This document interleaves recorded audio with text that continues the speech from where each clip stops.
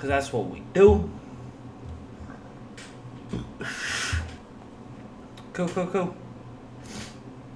So basically, if I go back to search and hide and seek, I just want to see when it comes up that we're live.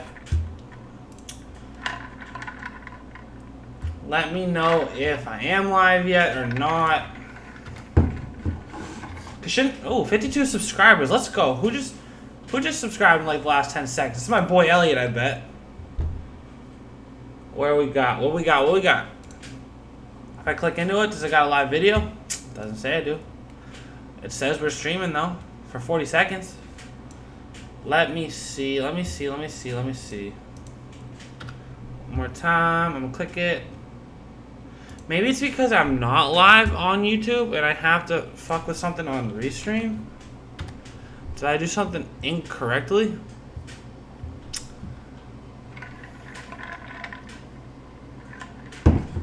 It says I'm online for YouTube. It says I have a viewer, so let me know. Obviously, I can't check the comment section yet because I can't see the video. That's so strange. Normally, it's like the first thing that'll come up.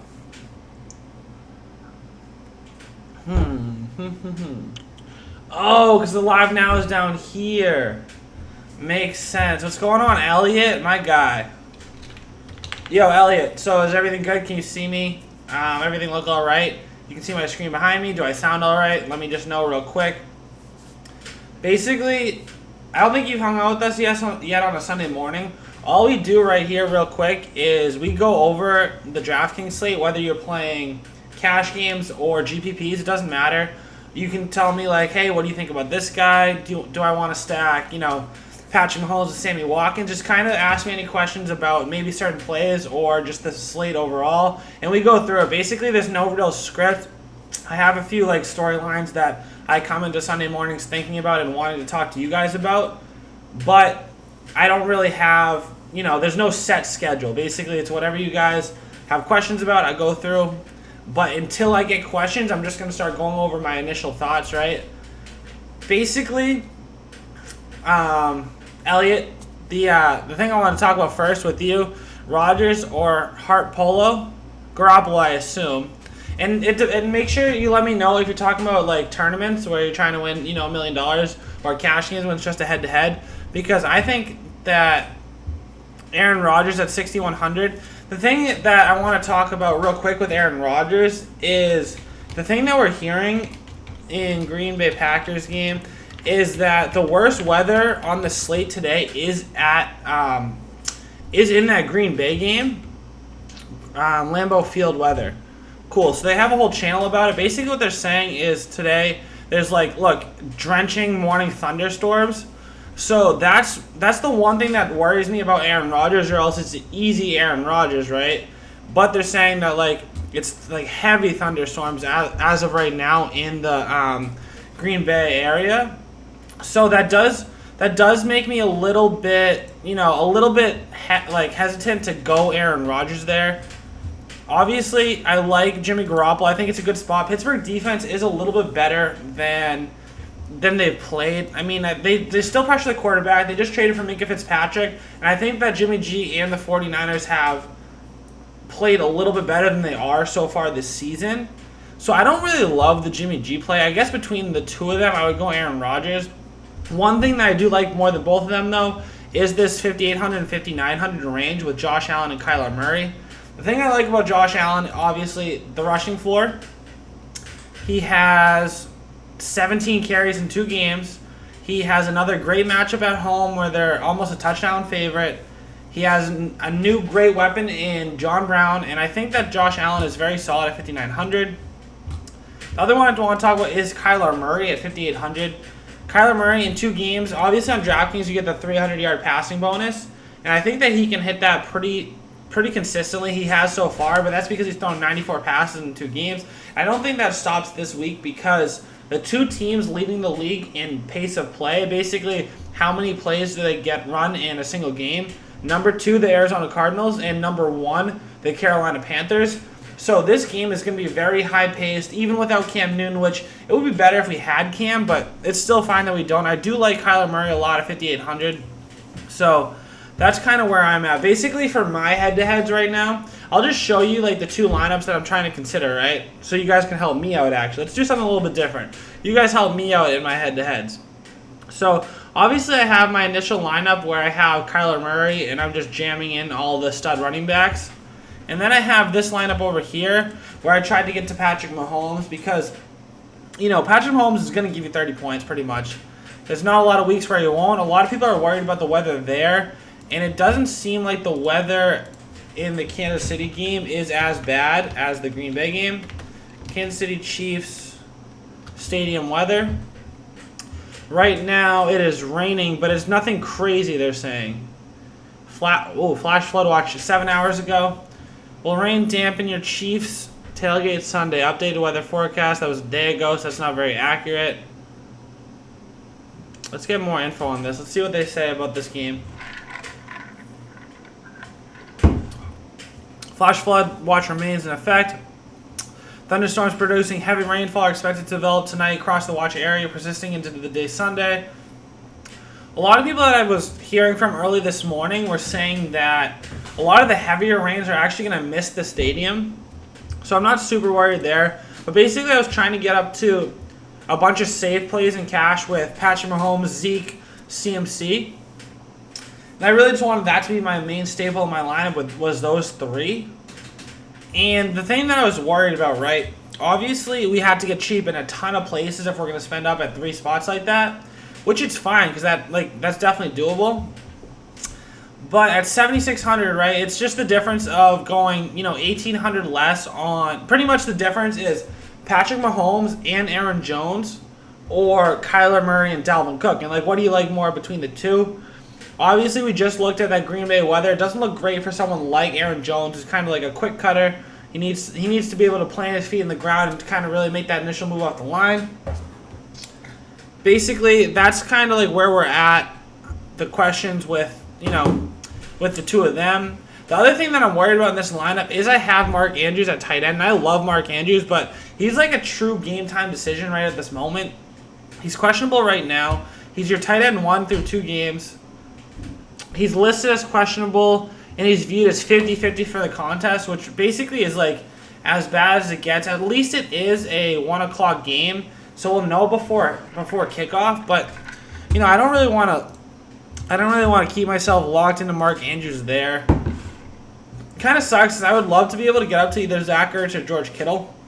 Zach Ertz has both Alshon Jeffrey and Deshaun Jackson looking like a no-go this week. Last week when that happened, Carson Wentz had 16 passes go Zach Ertz away, 16 targets in the game. Looks not obviously like it's repeatable every single game, but that's kind of what Zach Ertz is going to get. And at 5,700 to get 10-plus targets, that's pretty no-brainer to me.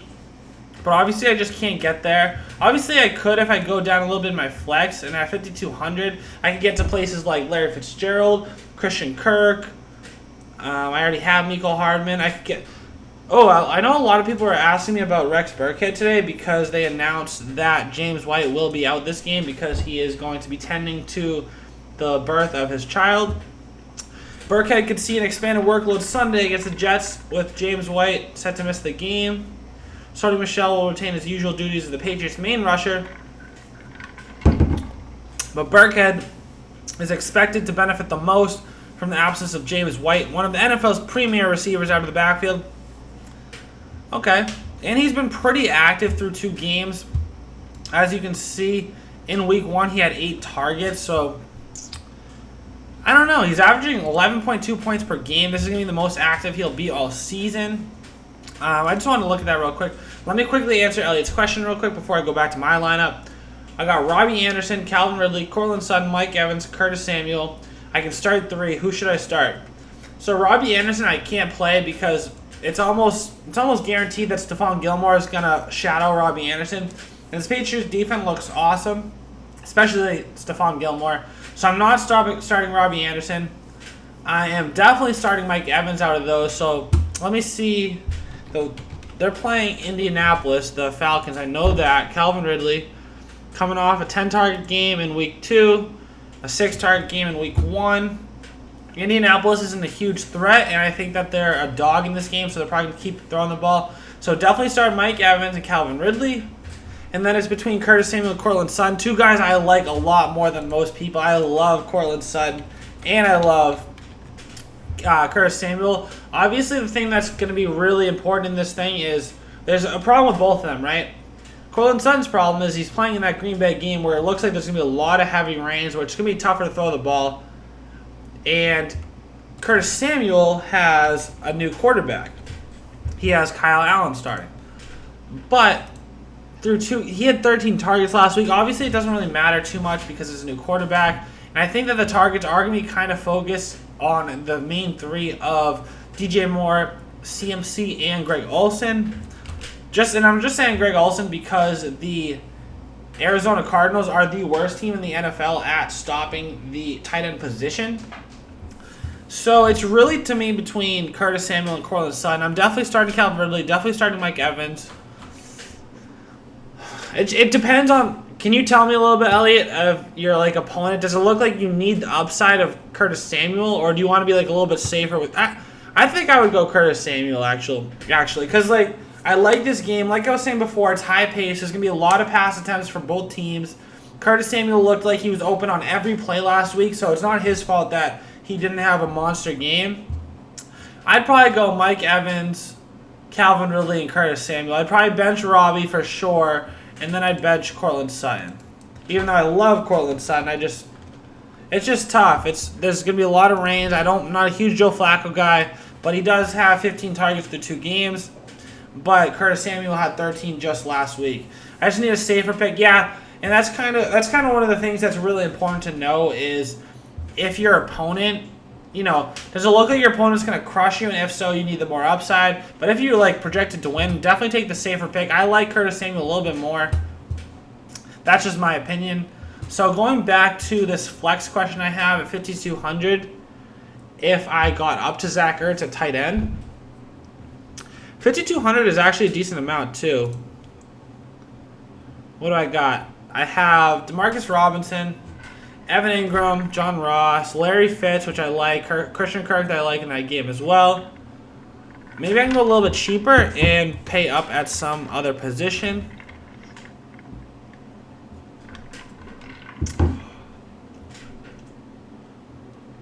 I could go Burkhead here, but I don't think I want to. What if instead of Ertz, I just went back to my boy Olsen? Let's see what this lineup looks like. What do I have enough money for? Let's see what his questionable tag means. Olsen anticipates playing the game. Cool. It sucks that it's a 405 game because there's not a ton of options at tight end under 3,700 after that point. But that does allow me to get up to Eckler at flex, which is basically I get 3 stud running backs and Patrick Mahomes. Let me just do that for a second and see the difference between those two lineups and see, yeah, obviously I'm going to enter in all the lineups, assign the lineup. And then I want to go to, and so, oh yeah, by the way, Elliot, what I was trying to let you know earlier is on this page, right now, as you can see, the balance of 908. We started this season with a challenge of can we turn $1,000 into $10,000 by the end of the season. In week 1, we turned $1,000 into $1,400, and then week 2, we lost about $175. So we had $1,220 to start the week. So I think I have $320 in play this week. I do like the slate a lot this week. Unlike last week, I didn't really like the slate. It's just almost too many options this week. That's where the tough part comes in. So as you can see, the difference in my main 2 cash lineups. Basically, I have Zeke, CMC in both. I have Deontay Johnson in both, Greg Olsen in both, Chargers defense in both. So the difference comes here in my high upside receivers. Do I want Hollywood Brown or Mecole Hardman? Do I want... And the thing about having Mecole Hardman, it's because I have Patrick Mahomes on this side, so I wanted to get one of his receivers. I would have liked to get up to Sammy Watkins, but it's fine to be at Mecole. Devin Smith and Philip Dorsett, we can just call that a wash because I can basically make this Devin Smith because they're both 3,400. So the main difference in this lineup, pretty much the only thing, is Hollywood I like better than Mecole. Dalvin Cook I like better than Eckler. But Mahomes I like obviously a lot better than Murray. So between these two lineups, The main difference is Mahomes versus Murray and Eckler versus Cook. Obviously, you know, we have the Hollywood Brown Mecole thing, but I think Mecole can have a big game. So it's basically Murray, Mahomes, Cook, and Eckler. And I like to be split on it. Normally, I like to only have one cash lineup. I'm going to have two because I don't want to have zero exposure to Patrick Mahomes again. And in this lineup, I have no Chiefs, so I'd rather have even a cash lineup with, you know, two Chief players on offense, and I don't have any Ravens on this side, and I have Hollywood Brown as my only Raven in any cash lineup. Obviously, I started the week with Mark Andrews in every one of my cash lineups. I'm really not too pumped that he is such a game-time decision this week, so obviously things can change. You know, I have $300 remaining salary over here, which I can do a little bit with, but this is pretty much what my lineup's going to look like. And that's my cash lineups for right now. Let me go to GPP so I can... Oh, let me show you guys a little bit about my FanDuel lineup as well. Because I'm playing a lot of FanDuel GPPs this week.